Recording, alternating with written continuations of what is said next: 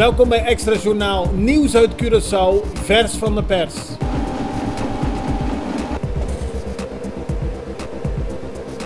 En dit is het nieuws van vandaag.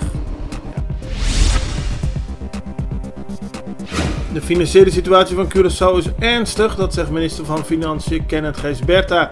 Gisteren gaf hij een presentatie in het parlement. Daarbij kondigde hij aan dat onder meer belasting zal worden geheven op sterke drank en tabak. En dat de afvalstoffenheffing per maand per gezin wordt verhoogd van 20 naar 35 gulden. Verder wil de minister onder meer zorgen dat er minder mensen wonen op illegale terreinen. De consultantkosten moeten naar beneden en ook de reiskosten van ministers en dergelijke moeten naar beneden. Gijsberta wil op die manier tegemoetkomen aan het CFT. Die wil dat Curaçao 127 miljoen bezuinigt op de begroting van 2019. Tot nu toe leveren de maatregelen in totaal 121 miljoen op, aldus Gijsberta.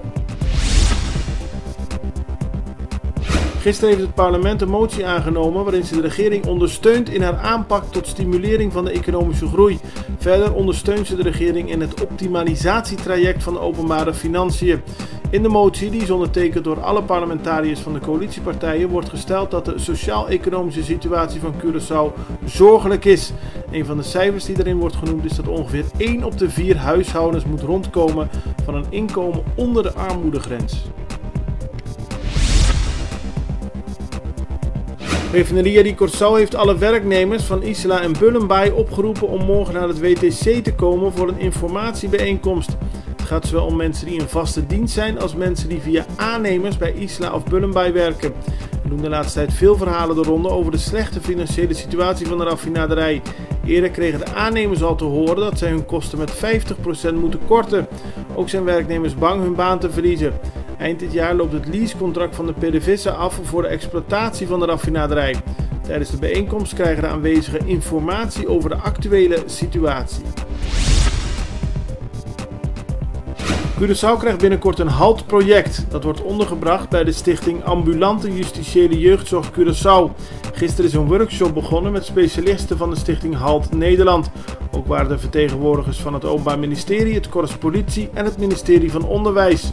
Het HALT-project is bedoeld om zogenaamde first offenders die geen zware delicten hebben gepleegd op het rechte pad te krijgen en te houden. Door het accepteren van een HALT-straf ontwijken de jongeren een strafblad, maar moeten ze wel het HALT-traject volgen.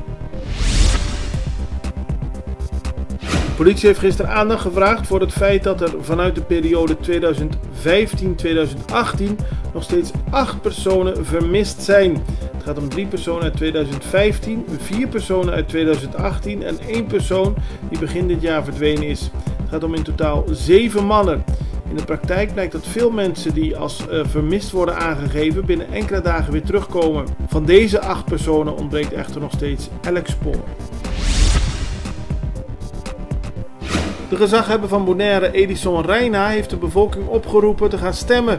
Op woensdag 20 maart kan de bevolking van Bonaire hun stem uitbrengen voor de eilandsraadverkiezingen. Daar doen 8 partijen aan mee, maar ook aan de kiescollege. Voor het eerst kan er op zo'n kiescollege worden gestemd en daarmee kunnen de bewoners van Bonaire invloed uitoefenen op de Eerste Kamer. Hiervoor hebben zich 3 partijen kandidaat gesteld. Ook op Saba zijn er verkiezingen voor de eilandsraad en voor het kiescollege. Op Sint-Eustatius is er momenteel geen eilandsraad en kunnen de mensen alleen voor het kiescollege stemmen. Edison Reina van Bonaire heeft de bevolking opgeroepen te gaan stemmen en vooral de jongeren, omdat het belangrijk is dat zij een stem hebben over hun eigen toekomst, aldus Reina. Anthony Meulens, benchcoach van de San Francisco Giants, zegt vandaag in Extra dat hij ervan overtuigd is dat de San Francisco Giants een goed jaar gaan beleven.